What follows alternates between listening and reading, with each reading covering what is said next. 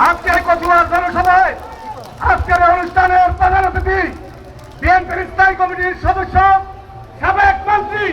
পদ্মে লক্ষ্য ঢাকা বিশ্ববিদ্যালয়